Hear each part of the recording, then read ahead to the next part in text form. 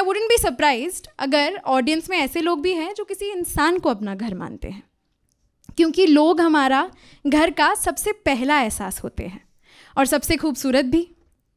And isn't it beautiful to love someone so much that they feel like home? एक ऐसी जगह जिसके हर कोने से आप वाकिफ हो, जिसकी दरो दीवार पर आपका हक हो, जहां हर सुबह आप अलार्म से नहीं उम्मीद से जागे, जिसकी हवा में ऑक्सीजन से थोड़ी ज्यादा हो यादें, जहां सपनों की रजाई ओढ़कर भी आप चैन की नींद सो सकते हो और एक दूसरे से नजरें चुराए बिना रो सकते हो। जब एक इंसान आपको अपना घर लगने लगता है तो उसके साथ भी बिल्कुल ऐसा ही महसूस होता है। मैं जानती हूँ क्योंकि मुझे हुआ है। जब उसने पहली बार मेरा हाथ थामा तो मेरे लड़खड़ाते कदमों को एक समतल जमीन मिली। वो जब भी मुझे अपनी बाहों में भरता तो मेरे लिए उससे आलीशान कोई कमरा नहीं था। उसके साथ मुझे किसी भी चीज की कमी महसूस नहीं होती थी। आपको जो कुछ चाहिए सब वही हो, किसी दिखावे की जरूरत नहीं हो, इसे ही घर कहते हैं, है ना? और जब आपको ऐसा घर मिल जाता है तो आप सोचते नहीं कि किसी दिन इस घर को भी खाली करना पड़ सकता है। अब इसे उम्र का तकाजा कहिए या फिर उसकी बेदली कि मेरी किस्मत में यह दिन लिखा था। He decided to move away। तो मुझे रातों रात अपनी यादों के सामान को बांधकर उस घर को खाली करना पड़ा। जब आप अपना सब कुछ देकर किसी इंसान को अपना घर बनाते हो और फिर वही ताला दिखाकर आपको अंदर आने से रोके तो रंजिश होती है, रश्क होता है, जलन होती है उन लोगों से जिनके लिए घर सिर्फ 4 दीवारों का हिस्सा है, बचपन का कोई किस्सा है। वो घर जो उनकी यादों में हंसता है, जहां वो रहे ना रहे वो उनमें बसता है। आप जानते हैं ना मैं किस घर की बात कर रही हूँ? बचपन का घर। आप लोगों को अपने बचपन का घर याद है? मुझे तो अपने बचपन का घर बहुत अच्छे से याद है। मुझे अपने बचपन का घर सपनों में आता है। सच में मुझे दिखता है मेरे बचपन का घर। मुझे दिखता है वो डाइनिंग रूम और उसका वो राउंड वुडन टेबल जिस पर बैठकर मैं रोज अपना होमवर्क किया करती थी। दादा दादी का वो कमरा जहां मैं और दीदी रोज उनके साथ सोते थे। मुझे साफ दिखती है वो बालकनी, ठीक उतनी ही साफ जितना कि आसमान दिखता था वहां से उन रातों को जब हम वहीं बिस्तर लगाकर सो जाया करते थे। मुझे दिखता है वो वॉश बेसिन और उसके ऊपर रखा हुआ वो शीशा जिसमें देखकर रोज सुबह स्कूल जाने से पहले माँ मेरी 2 चोटियां बनाया करती थी। और कमरों के बीच का वो कॉरिडोर जहां हर दोपहर मैं चोर पुलिस खेलती थी, अकेले, मैं ही चोर मैं ही पुलिस। सपनों में मेरे बचपन के इस घर को देखकर मैंने खुद को कभी खुश तो कभी बेचैन पाया है। हर बार मन में यही सवाल आया है कि अब वो घर कैसा होगा? क्या अभी वो वैसा ही होगा जैसा मेरे सपनों में दिखता है? वही डाइनिंग रूम, वही दीवारें, वही पुराने पंखे? वैसे इन सवालों का जवाब पाने की मुझे कोई उम्मीद तो नहीं थी, क्योंकि उस घर को छोड़े हमें 10 साल से भी ज्यादा हो चुके थे। लेकिन लॉकडाउन के वक्त जब मैं अपने शहर वापस गई तो एक दिन पापा ने बताया कि वो उस घर जा रहे हैं। मेरे पापा जिनका सपना था अपने परिवार के लिए एक बड़ा घर लेना, तो उन्होंने हमारे उस 2 बेडरूम अपार्टमेंट को बेच दिया।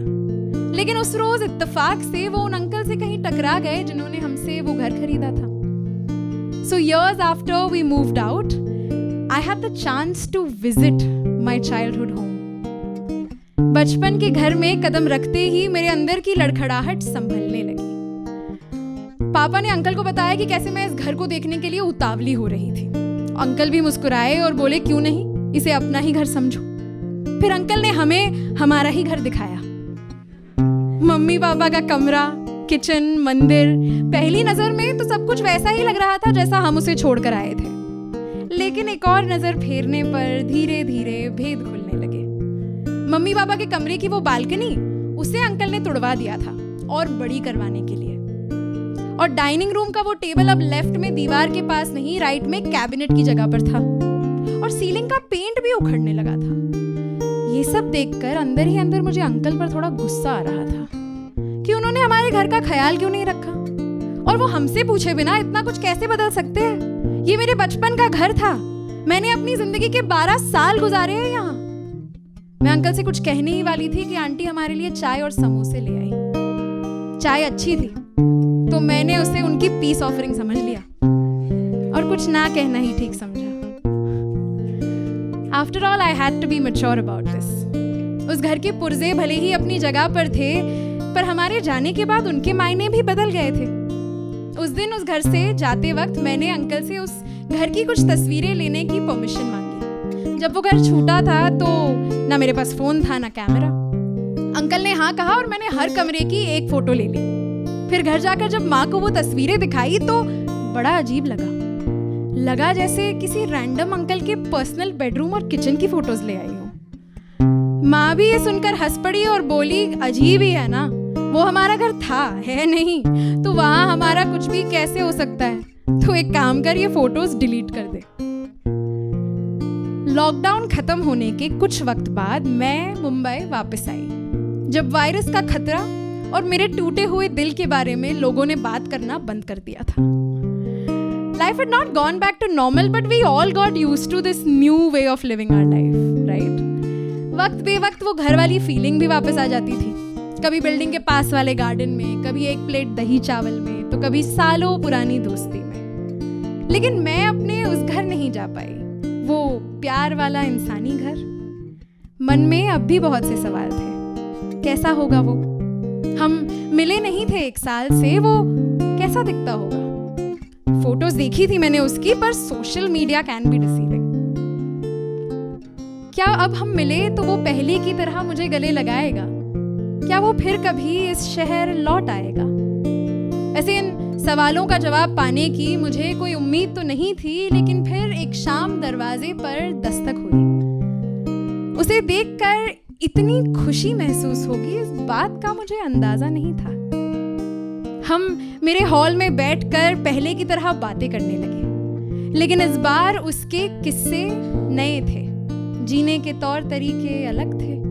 शहर बदलकर वो भी कुछ बदल सा गया था। उसने बताया कि कैसे अब वो किसी और को चाहने लगा है और अब वो नया शहर उसका घर बन चुका है। उसने बताया कि कैसे उसे हमारी दोस्ती अक्सर याद आती है, पर वो मुझे डिस्टर्ब नहीं करना चाहता, इसलिए कॉल या मैसेज नहीं करता।